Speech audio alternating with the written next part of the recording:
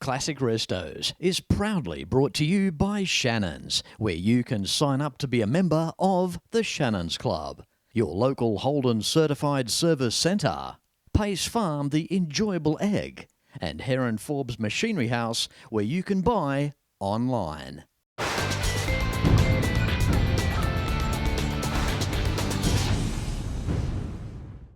G'day, I'm Fletch and welcome as I bring you to Tiffin, Ohio, as myself and Mark from Shannons make our way across the United States for 2023. In this week's Classic Restos on the road, stateside.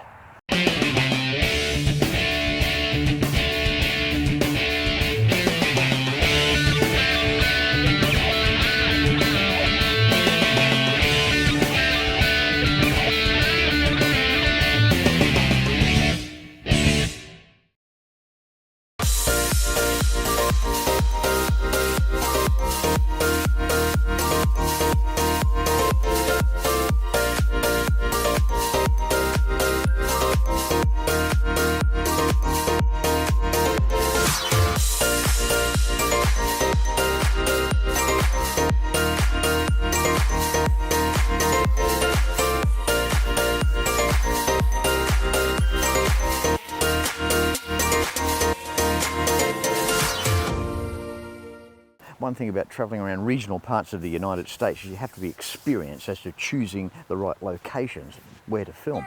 And this, sorry? No, I can't film here. But it's private. I thought it was okay to film here. No, it's okay, so it's all right. You can take an eye out with that. Careful where you point that. All right, it's okay. Thank you, sir. That's okay, not a problem. Thank you. I'll move away from here. Welcome back to a more appropriate and a safer location. Well, there's no doubt that the Park family here in Tiffin, Ohio, are no strangers to Classic Restos. But on today's show, you're about to see a very special lady. It's the mother of Murray Park and her two granddaughters, Christina and Daniella. Jane Park is an incredible lady.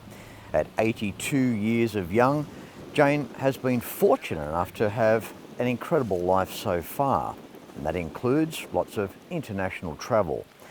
Jane, on the other hand, also has a big interest in her Mopars, and it's easy to see that the apples didn't fall far from the tree with Murray. Well, it goes without saying that we all enjoy a nice story, and today you're about to see one. In the year of 1974, Jane Park purchased a 1964 Chrysler 300K, a car that was 10 years old at the time, 413 cubic inches, over 300 horsepower. Oh yeah, kind of like the gentleman's hot rod, but Jane thoroughly enjoyed this vehicle. It was sold in 1984 and went into the abyss, into the hands of other owners, not quite knowing where the car went. Again, Murray then cut in with his knowledge around the Mopar fraternity and tracked down the car. Now you can imagine what this vehicle meant to Jane. From 1974 to 1982, this car was a major part of her life. And like most of us, we all have vehicles that we regret selling. Jane was in the same category. Today, I'm going to feature Jane, and you'll be able to see firsthand the passion that this magnificent lady has for this Chrysler.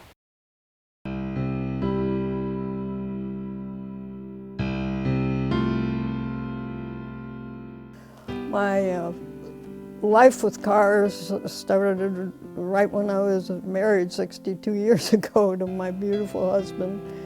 And his father had a '56 Cadillac Convertible, which is in my garage. He had it for sale years ago, like the father did, like in 1958, and he asked $1,200 for it, and nobody wanted it. So he reduced the price to $800, and still nobody wanted it. And that was 50-some years ago, so it's still here. It's a wonderful, wonderful car. In mid-70s, we were at a restaurant in a town near here and went in through the parking lot there, and my husband says, "Oh, look at that 68 Chrysler there. That's just a really wonderful looking car. I wonder who owns that?" And he says, "When I go in the restaurant, I'm going to find out who owns it." And he looks around the restaurant and he sees this, quote, old lady in the corner by herself, and he went up to her and she said, "Oh yes, I'm the owner of that car." And he said, "Well, would you like to sell it?" "Oh no," she said, "I don't know what I'd have." Although she said, "My son told me that Buick was going out of business and Chrysler wasn't far behind." So she said, "Yeah, I think I'd sell it." So she sold it to us for $500. And I drove it every year for probably 10 years. And it's in my garage also. My husband and I had a car collection for years. He had cars that he liked, and in 1974 I found one that I was very interested in and decided to buy it. And that was my 1964 Chrysler K. We took it to many, many shows, and the one in Indianapolis, it was a Milestone Car Society, which was a club that I was vice president of for a few years. And it originated in Indianapolis, Indiana, and when we took this car over there, it won the Best of Show. Made me very proud. This is a picture of my K with many of the trophies and ribbons that it won over the years. And in the corner there you'll see a picture of my son Murray, who's 54 years old. That's when he was 5. In 1982 I decided I would like to have a convertible. So I traded it in or sold it and got a Pace car, an Indianapolis 1963 Pace car, not the original, but it was a blue convertible, and had that for many years. We bought other cars and went to many shows, and he passed away, and I was left with the cars that he had. And in 2022, my son Murray found my K in North Carolina and brought it to me, so I now have it back after all these years. The car meant an awful lot to me because it was something that he and I had together. Even though I was the owner, we took it to many shows, and it was a memory that I now have in my garage.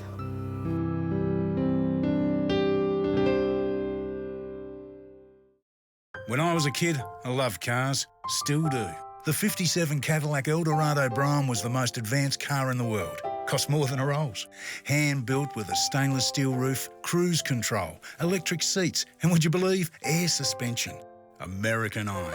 It's a passion Shannons understand. That's why they insure my daily drive, the caddy, my bike, even the house. Call Shannons on 13 46 46. Shannons, insurance for motoring enthusiasts. When it comes to cars, there are some brands that will remain with us forever, no matter what. The Holden was always Australia's own car, held high in the hearts of many. Those lines, that chrome, the stories around them, and the people that owned them. From the classic through to the final. You can still trust in genuine Holden and AC Delco parts, available through the Holden Certified Service Network. Jane, it's wonderful to see you again. Thank you. I'm so privileged to have someone all the way from Australia coming to see me. Well, this is, we've caught up a few times now over the years, haven't we? Yes, we have. Yes. And there's no doubting that the apples don't fall far from the tree. Like with your passion for cars, you can see where Murray got it from. Absolutely. Yeah. Even my daughter, our daughter who lives in Scottsdale, Arizona, she had an Oldsmobile 442 for a while. She doesn't anymore, but she was a car person for a while. Well, you've been in the country where it's just lent itself to these amazing cars over the decades, and you go back a long way with your cars, and I just think it's it has been a major part of your life, hasn't it? Absolutely. Absolutely. Old cars were always, what we call old cars, were always part of our existence, and anytime we'd go anywhere, we'd be able to locate either a car collector that we wanted to visit, or we'd see one on the street that was, oh, that's a Studebaker or whatever. I think for what Murray did to track that car down just a couple of years ago and bring that back into your life, that is just, that's beyond speech, isn't it? Beyond speech. Just when I saw that drive in my driveway, I was just so emotional. Yes, it was something. And as you mentioned earlier, you've got your beautiful 68 out there in the shed. Yes. The 56 Cadillac Convertible, Yes. and but this part of the episode is about you, Jane. How do you feel about that? I'm very privileged. All around the world you'll go, Jane. I will. Well, I've sort of been all the way around the world. You have. You're very well travelled. You've got your board over there on the wall with all the pins of where you've been. I don't think in my lifetime I'll get to that many locations. I had lunch in the Eiffel Tower and went into the King Tut's tomb, and yeah, I've done a lot. I'm very privileged to have done a lot. And you're still travelling now. You're about to go on a cruise soon, right? Another cruise, my 57th. That's pretty good. I guess. There were 4 years there after my husband went to the afterlife that I couldn't do anything, and I've decided he wants me to go. So. Well, it was a privilege. I'm pleased that I got to meet Bert as well. Thank you very much, Fletch. And thank you for your calls. You call me once in a while. I sure appreciate it. Yes, I give this fine lady some phone calls from Australia from time to time. He does. So look, Jane, thank you so much for being on the episode, and it's so nice to be back to be able to feature you, and look you and back into your lovely home. This would have to be one of the most cozy homes I've ever been into. It's just one of those. It's got a feel of the 70s with the thick carpet, and it's warm in here, and it's very homely, isn't it? Well, this will be my 37th year coming up living here. There's only one thing missing, Jane. Yeah, I know. Yeah, well, okay, two things. Okay. You know what the next thing is? No. The smell of the coffee. Oh, I'll get you some coffee right away. Right away. Absolutely. All right. Sure. Okay, well, I appreciate your time, and I know what these cars mean to you. They're very much dear to your heart, and it's also a bit of it helps with longevity in life too, of having an interest and having a hobby. Yes. Very important, isn't it? It's true. And my son has certainly, with all his sales of parts all over the world, he's certainly latched on to the feeling that he always had as a little child. Well, with all Murray's cars, he'll live till he's about 350. He'll have to. He'll never get them all finished, the ones he has in progress. He'll never get them all finished.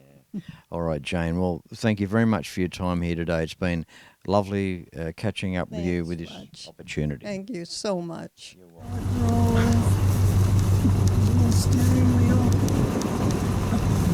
How's it feel, Jane? There goes your son.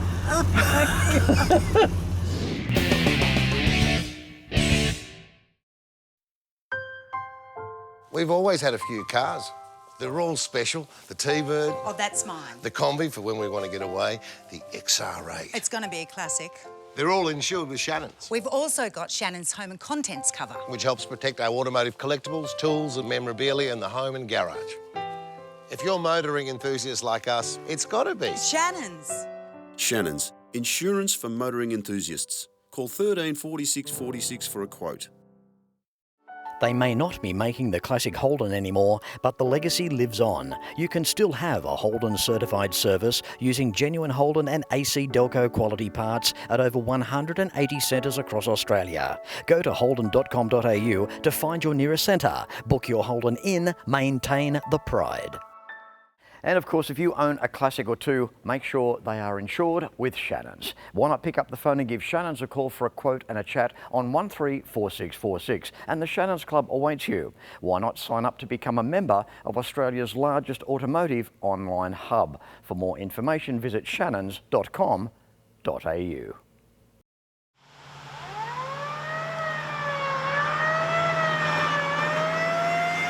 Welcome back. Time for this lady now. How are you, Christina? I'm good. How are you, Fletch? Wonderful. It's great to see you again. Great to see you too. Thank you. What about your DeSoto? Going through the cornfields, what a beautiful vehicle that is.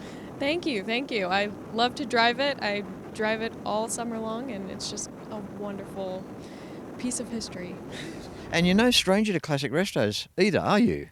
No, I've been on here now a couple times, once with that car a few years ago, so. Yeah, no, it's almost turning into the Christina half hour, isn't it? Maybe. Okay, we know that you have your love for your DeSotos, and I can see why. When you ride in these cars, they'll surprise you. They ride a lot nicer than you may think. I guess it gets back to the people that own them. Well, they're the ones that know. Yes, definitely. Once you drive one of these cars, you never want to go back. Now, your passion for DeSotos, project car behind us, a 1958 hearse. Wow, what's its story? Yeah, so I got this car last year at an auction, and it was just about a state away from us, so Dad and I went along, and I said, Dad, this car is so unique. I'll never have a chance to own another one. Let's go. So I dragged him along and came home with this car. And now doing some research on it. It was sold originally in the state of Maine, and it spent most of its life there. And I actually found a little ticket in the glove box from a ferry ride that this used to take to and from an island off the coast of Maine. What history. And let's face it too, a lot of people were dying to get into this, right?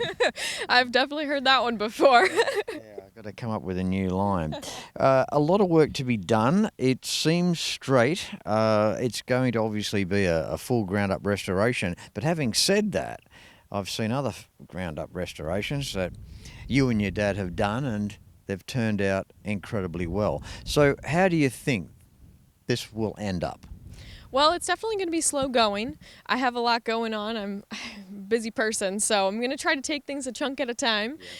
This winter, I hope to swap the engine and transmission. Somebody's put a Chevy 305 in this just to get it around, I guess. So I'm going to put an original type engine back in it and switch it back to the transmission with the push buttons. And from there, at least it'll be mobile, and then we can start on the looks. Thoughts on the interior? Which way are you going to go there? So I'm going to keep it original. I actually think the door panels in this are going to be able to be saved.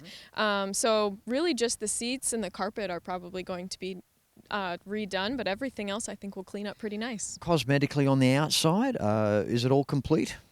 Pretty much. I think I'm missing some moldings here and there, but I think I know a guy. What an interesting episode this has been. And as for your grandma, isn't she amazing? She is. She's just a wonderful lady, and I'm so blessed to have her in my life. That's absolutely fantastic. Christina, it's lovely catching up with you again.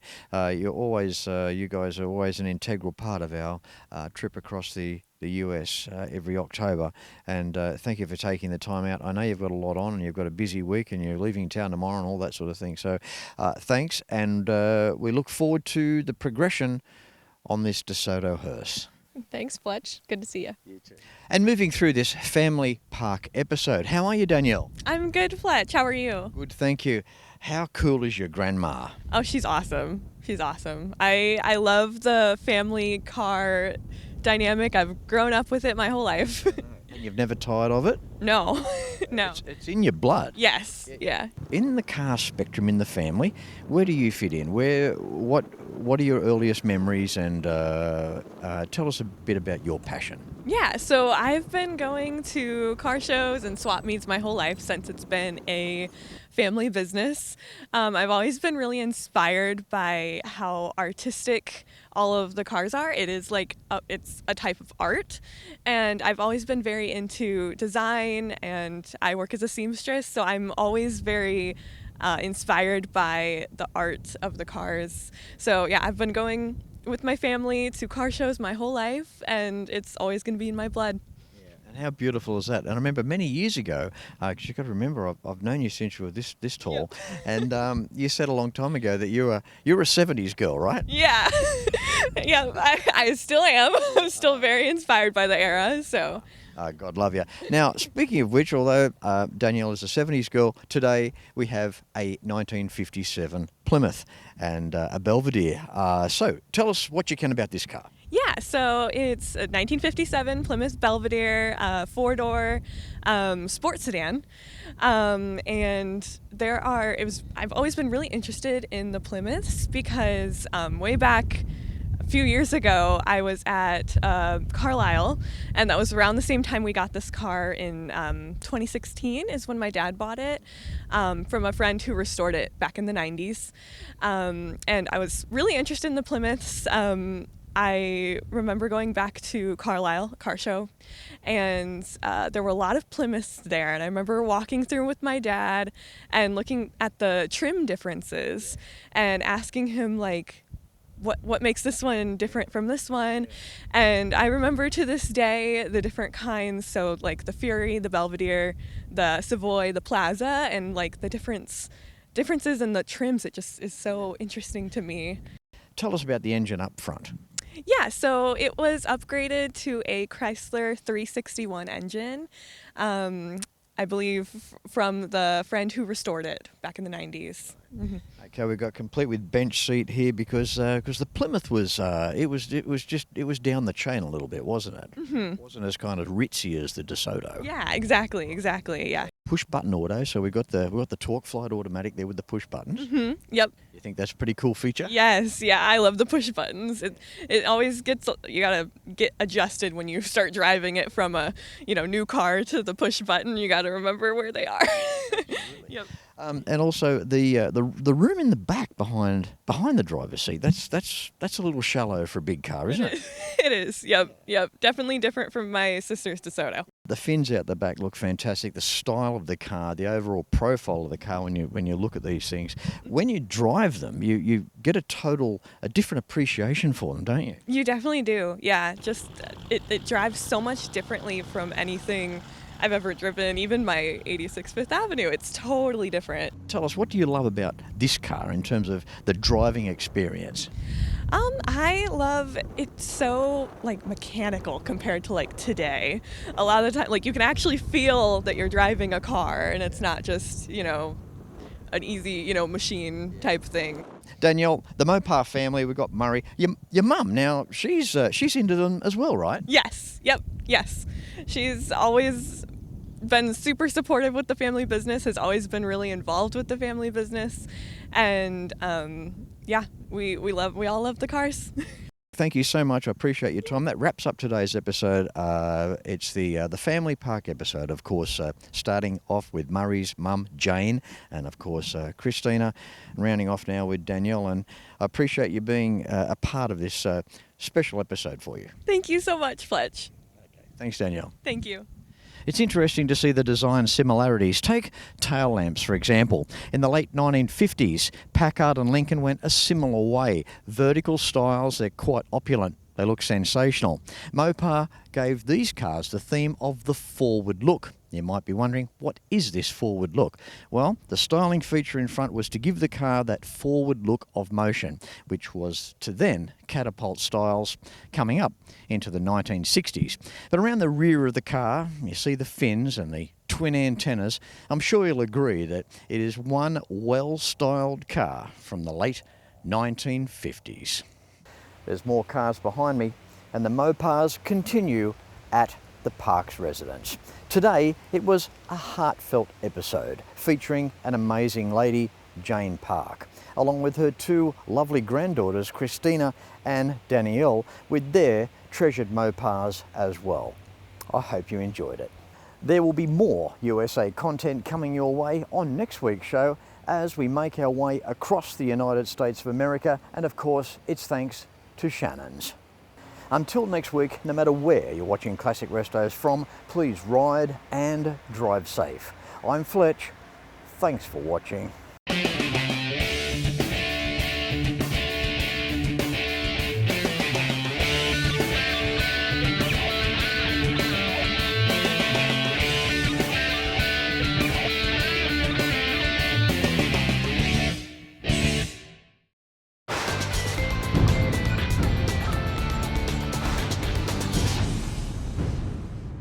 You can like and follow us on Facebook at facebook.com/Classic Restos TV and watch catch-up episodes at shannons.com.au.